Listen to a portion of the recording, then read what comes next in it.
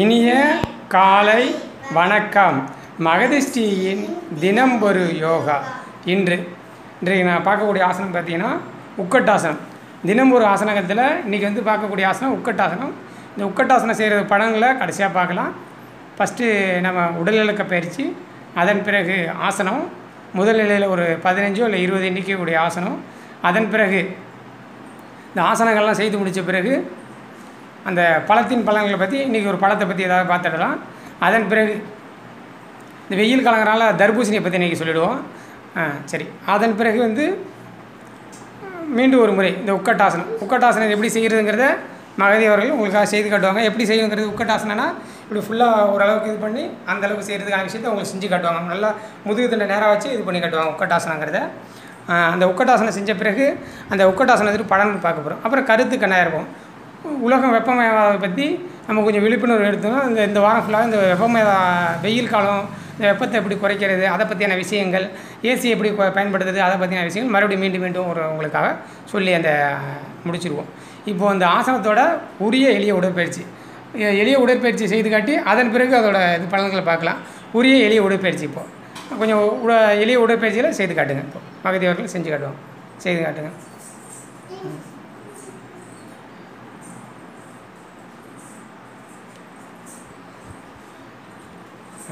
அடுத்து கைக்கான பயிற்சிகள் செஞ்சு காட்டுங்க.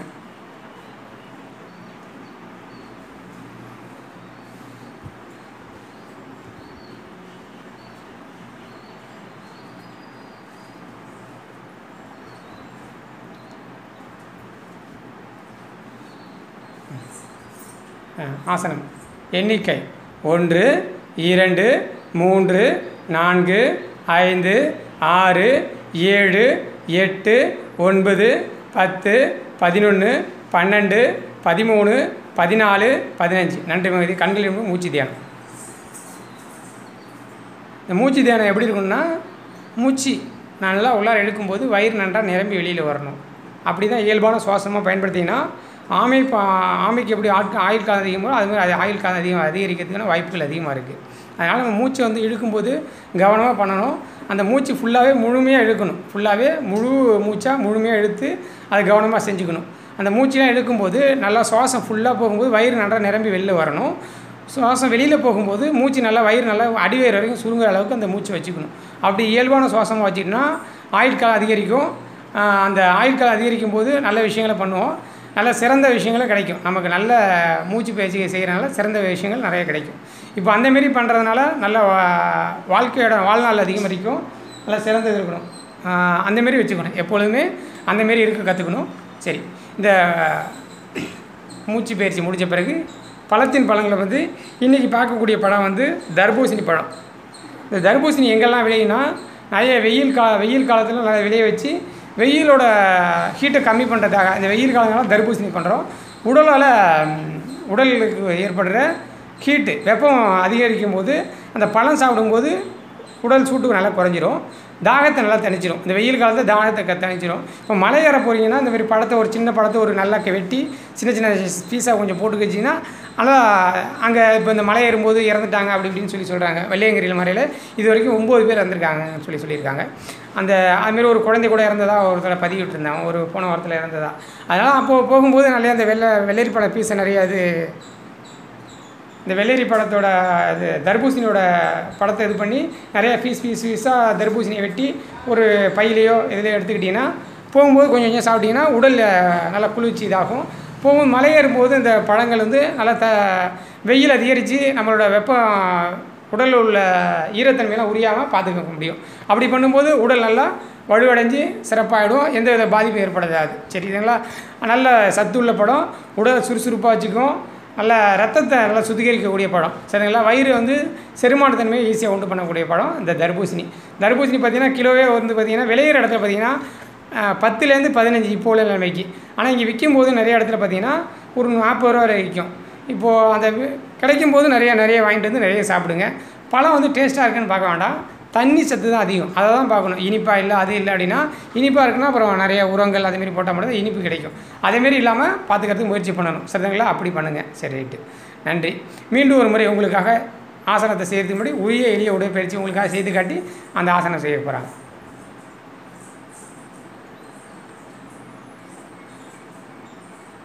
இதுமாதிரி உட்காந்து எழுந்திரிச்சிங்கன்னா அந்த ஆசனம் உட்கட்டாசனம் செய்கிறதுக்கு சிறப்பாக இருக்கும். இந்த உட்கட்டாசனம் அழகாக செஞ்சு காட்டாங்க. நேராக முதுகு தண்டை நேராக வச்சுருந்தாங்க பார்த்தீங்கன்னா, இது ஒரு சேர் ஆசனம்னு சொல்லுவோம். சேரில் உட்காந்துருக்கனால இது நல்ல பலனை கொடுக்கக்கூடிய விஷயம். பலனை மறுபடியும் பார்க்கலாம் அதோடய பலன்களை. இப்போ உங்களுக்காக கையில் பயிற்சி செய்கிறாங்க. இப்போ கை பயிற்சி அருமையாக செஞ்சுட்டு இருக்காங்க இப்பொழுது உங்களுக்காக.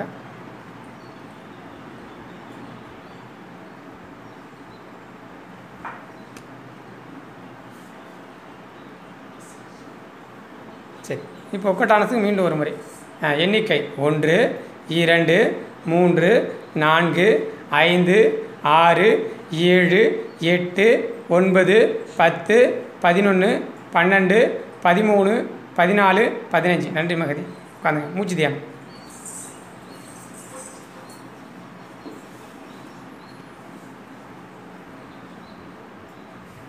ஒரு 5 மூச்சு பிரீத்திங்கிறது நல்லா உடலுக்கு மிகவும் சிறந்தது. யோகாசனம் செய்யும்போது பிரீத்திங் மிக முக்கியம்.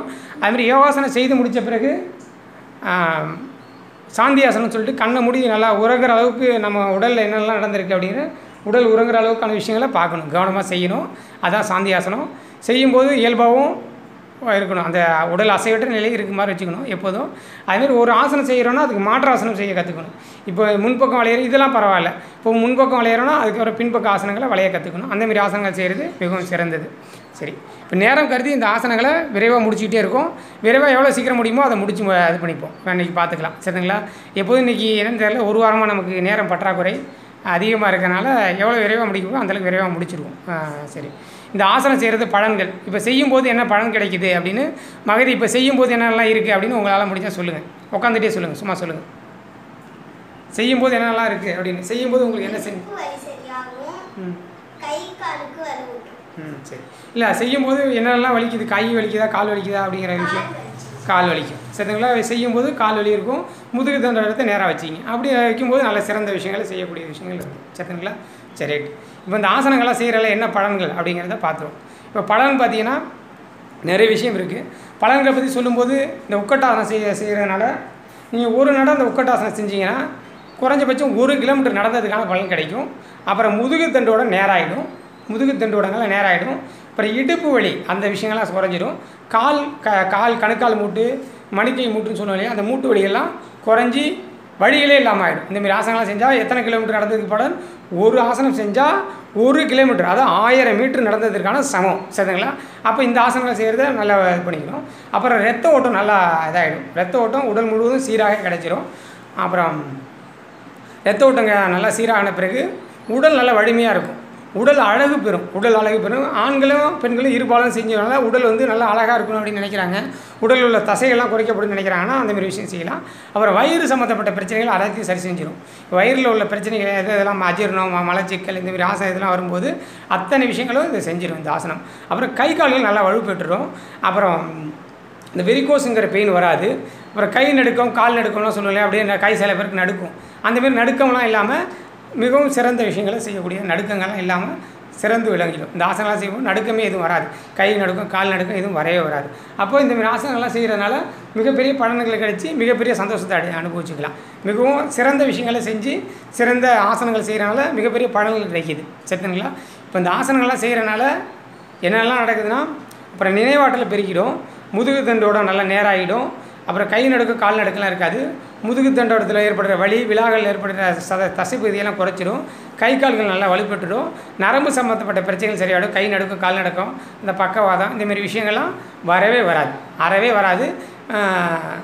வந்தவங்களுக்கு கண்டிப்பாக சரி செய்ய முடியும். கொஞ்சம் கொஞ்சமாக இந்த உடலில் இருக்க பயிற்சிகள்லாம் செய்த பிறகு எல்லாம் சரியாயிடும். இப்போ கவனமாக இருக்கணும். சொல்லும்போது அடுத்தவங்களுக்கு டிஸ்டர்பன்ஸ் இல்லாமல் எந்த விஷயமும் செய்கிறதுக்கு கற்றுக்கணும். யோகாவோ மற்ற விஷயங்கள்லேருந்து செய்யும்போது கவனமாக பார்க்கணும், செய்யணும். ஒரு ஆசனம் செய்கிறோம் அப்படின்னா மற்றவங்களுக்கு டிஸ்டர்பன்ஸ் இல்லாமல் அவங்க மேலே கவனத்தை திசை திருப்பாமல் அந்த விஷயங்களை நம்ம செய்ய வேண்டிய விஷயங்களை கவனமாக பார்க்கணும், கேட்கணும். என்ன காது கொடுத்து கேட்கணும். எந்த விஷயத்தையும் காது கொடுத்து கேட்டால் மட்டும்தான் மனசு ஒருநிலைப்படுத்தி செய்ய முடியும். அப்போ கவனமாக செய்யணும். எந்த ஆசனமும் கவனமாக செய்ய கற்றுக்கணும். மிகவும் சிறந்த விஷயங்களை கேட்கும்போது நல்லா கவனமாக இருக்கணும். சின்ன பசங்களாக இருந்தாலும் பெரியவங்களாக வரைக்கும் கவனமாக இருக்க கற்றுக்கணும். சரி, ரைட். தினம் ஒரு பகுதியில் கருத்து கணாயிரம், இந்த பலன்கள்லாம் பார்த்தோம். கருத்து கணாயிரம் பகுதி ஒரு 2 நிமிஷத்தில் 3 நிமிஷத்தில் அந்த கருத்து கணாயிரம் பகுதியை வச்சுருக்கோம். அந்த 2 நிமிஷ பகுதிகளும் சிறப்பாக இருக்கும். இறுதி வரைக்கும் பார்த்தா மட்டும்தான் அந்த பலன்களுக்கு பார்க்க முடியும். சரி, இது என்ன புவி வெப்பமயம் அதெல்லாம் என்ன அப்படின்னு கேட்குறீங்களா? ரைட். புவி வெப்பமயம் அதெல்லாம் ஒரே ஒரு விஷயந்தான். மரங்கள்லாம் வெட்டப்படுறதுனால அந்த வண்டிகள் பெருக்கத்தினாலையும் இயற்கையை நல்லா அழிச்சிக்கிட்டே வரும். ஒவ்வொரு விஷயத்தையும் இயற்கையை அழிச்சிக்கிட்டே வரும். இயற்கை அழிக்க என்ன ஆகுது? இப்போ சாதாரணமாக இருக்குன்னா மலைகள் உருகிடுது. மலைகள் வந்து உருக ஆரம்பிச்சிடும். அந்த மலைகள்லாம் உருக ஆரம்பிக்கும் போது ஆறுகளில் வந்து வெள்ளப்பெருக்குகள் ஏற்படுது. இப்போ இமயமலை செய்திலாம் பார்த்திங்கன்னா அந்த பக்கம் வடப்பகுதியிலலாம் இமயமலை உருக ஆரம்பித்து ஆறுகள் இதெல்லாம் அது மலைச்சரிவுகள்லாம் உண்டாப்படுது. மலைச்சரிவுகள் மழை அதிகமாகி மழைப்பொழிவு தேவையற்ற நேரத்தில் மழைப்பொழிவு அதிகமாகி மண்ணெரிப்புகள்லாம் ஏற்பட்டு அந்தமாரி ஏற்படுது. இதெல்லாம் ஏன் ஏற்படுதுன்னா நம்மளால் அந்த மரங்கள் இப்போ மரங்களை பார்த்திங்கன்னா வெட்டி சாய்ச்சிடும். இப்போ ரோடு அகலப்படுத்துறது மரம் வெட்டி சாய்ச்சி தரோம். வீட்டு தேவைக்காக மரம் சாய்க்கிறோம். ஆனால் வெட்டுங்க தப்பில்லை. ஆனால் முதிர்ந்த மரத்தை வெட்டும்போது வெட்டிட்டு அதில் 4 மரம், அதாவது ஒரு மரத்தை வெட்டினா ஒரு 5 மரத்தை நடுங்க. அப்போ 5 மரத்தை நட்டிங்கன்னா என்னாகும்? பூமி வெப்பமையாவது கொஞ்சம் கொஞ்சமாக குறையும். இப்போ மரம் வெட்ட போகிறோன்னு முடிவு பண்ண பிறகு முதலே அந்த மரத்தை நட கற்றுங்க. அந்த மரத்தை கொஞ்சம் வளர்ந்த பிறகு அடுத்த மரத்தை வெட்டுங்க. இதுதான் நல்ல பழக்கம். ஒரு மரத்தை வெட்டணும் 10 மரத்தை வளர்க்க கற்றுங்க. ஒரு சாதாரணமாக அப்படியே ஒரு ஊரை எடுத்துங்க. ஒரு 10 பேர் சேர்ந்து பனங்கொட்டைகள் ஒரு 10 பனங்கொட்டைகளை வளர்த்திங்கன்னா அந்த ஊர் ஃபுல்லாக தண்ணி பஞ்சமே இருக்காது. ஒரு 10 மரத்தை உங்கள் ஊர் இருக்குது அப்படின்னா ஒரு பொதுவெளி இருக்குது. அந்த பொதுவெளியில் ஒரு 10 பனைமரத்தை நடுங்க. உங்களால் முடிஞ்ச ஒரு 10 பனைமரம். ஒன்றும் இல்லை, அந்த பனைமரம் வந்து இப்போ நட்டிங்கன்னா அடுத்த வருஷம் தான் துளிரே தெரியும். இப்போ நட்டிங்கன்னா ஒரு வருஷம் கழிச்சு தான் துளிரே தெரியும். 5 வருஷம் கழிச்சு தான் அந்த மரத்தோட நல்லா ஒரு மட்டைகள்லாம் வெளில வந்து தெரியும். மட்டைகள்லாம் வெளில வரும். அப்போது அந்த அவ்வளோ தூரம் கணித்து வளரக்கூடிய மரம் ஆயுட்காலம் வரைக்கும் நீங்கள் ஒரு மனிதனோட சராசரி வயது வந்து ஒரு 120 வயசு பழைய ஆளுக்கலாம். இப்போ 70 வயசுலேருந்து 100 வயசுக்குள்ளார தான் இருக்காங்க. அதுவே ரேர் தான். 60 வயசு தான் வாழ்றது பெரிய விஷயமா இருக்குது. இதுக்கு காரணம் நம்ம இயற்கை மாற்றங்கள். ஒழுங்காக சாப்பிட்றதில்ல, சரியான நேரத்துக்கு இயற்கை உணவுகள் எடுத்துக்கல, செயற்கையான பண்டங்கள்லாம் சரி பண்ண ஆரம்பிச்சிட்டோம். அந்தமாரிலாம் இல்லாமல் இருந்தீங்கன்னா சிறப்பான விஷயங்களை செய்யலாம். இந்த புவி வெப்பமயத்தை எப்போ குறைக்கலான்னா மரங்கள் அதிகம் நடுங்க. மரங்களை அதிகப்படியான நடுங்க. மரங்களை அதிகம் நடாதான் நம்மளை புவி வெப்பமயத்தை குறையும். புவி வெப்பமயங்கிறது ஒன்றும் இல்லை, நம்மளோட இயற்கை வளங்களை மாற்றங்களை ஏற்படுத்திக்கிட்டே இருக்கிறனால தான் அந்த பிரச்சனைகள்லாம் இருக்குது. அந்த விஷயங்கள்லாம் இருக்குது. அந்த விஷயங்கள் இருக்கும்போது கொண்டு போய் சேர்த்துடலாம். அந்த விஷயங்களை கொண்டு போய் சேர்க்க முடியும். நல்லா கவனமாக கவனித்து தான் பண்ணிக்க முடியும். சரிங்களா?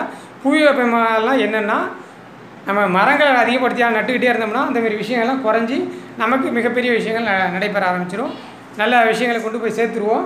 எப்போதும் ஒரு விஷயந்தான் நம்ம கவனமாக கொண்டுக்கணும். எந்த விஷயமா இருந்தாலும் கவனமாக எடுத்துக்கணும். நிறைய விஷயங்கள் புவி வெப்பமயத்தில் வந்து நம்மளை ஒவ்வொரு வீட்லேயும் இருக்குது. ஒவ்வொரு வீட்லேயும் நம்ம ஏசி பயன்படுத்துகிறோம். ஏசியை வந்து 18 வைக்கும்போது அதில் உள்ள என்ன செய்யுது? வெயிலோட ஹீட்டை மட்டும் தான் குறைக்குது. அந்த கெமிக்கல் அதில் கொட்டி கெமிக்கல் என்ன செய்யுது? அந்த ஓசோன் படத்தை ஓட்ட போகிறதுக்கு மிகப்பெரிய காரணமாக இருக்குது. அந்தமாரி விஷயங்கள்லாம் நடக்காமல் இருக்குன்னா நம்ம ஏசி பயன்படுத்த வேண்டியதில்லை. திறந்த வெளி நிறைய ஜன்னல்கள்லாம் திறந்த வெளியாக வச்சு வீட்டை நல்லா கட்டுங்க. 4 பக்கமும் ஜன்னலை திறந்து விடுங்க. காற்று எப்பவும் வர மாரி உள்ளார வச்சுக்கிங்க. கொசு கடிக்கிறதுனா கொசு வலையெல்லாம் அடைச்சிங்க, நான் கட்டிக்கிங்க. ஆனால் காற்று வந்து இயற்கை காற்றாக பயன்படுத்துங்க. இந்த ஃபேன் காற்றெல்லாம் பயன்படுத்தும் போது முதுகு வலி நிறைய வலிகள்லாம் ஏற்பட்டு அசதிகள்லாம் நிறைய ஏற்படும். வேலையை நீங்கள் எளிதாக செய்ய முடியாது. இந்த காற்றுல முதுகு வலியில் காற்றுல படுத்து ஃபேன் காற்றுல படுத்து தூங்க ஆரம்பிச்சிங்கன்னா முதுகு வலி மேற்பட்ட வலிகள்லாம் ஏற்பட்டு மிகப்பெரிய விஷயங்கள் நடக்கும். அதனால் அந்தமாரி விஷயங்கள் நடக்காமல் இருக்க முயற்சி பண்ணுங்கள்.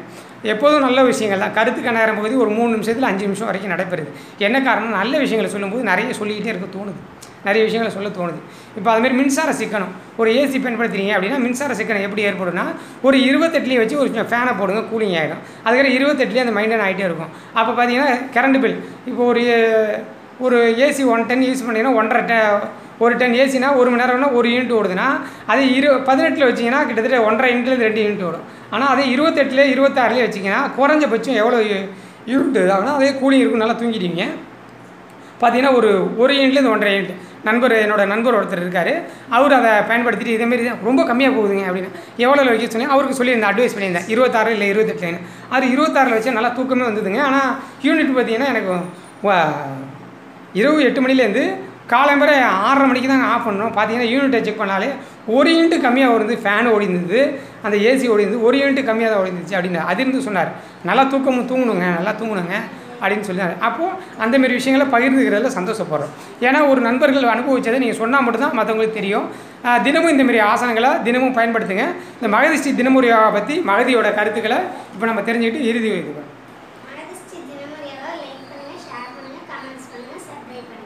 மீண்டும் ஒரு நாளை ஒரு ஆசனத்தோடு மீண்டும் சந்திப்போம். நன்றி, வணக்கம். இடைவெளி இல்லாமல் பாருங்கள், பார்த்து மகிழுங்கள், சந்தோஷப்படுங்கள். நன்றி, வணக்கம்.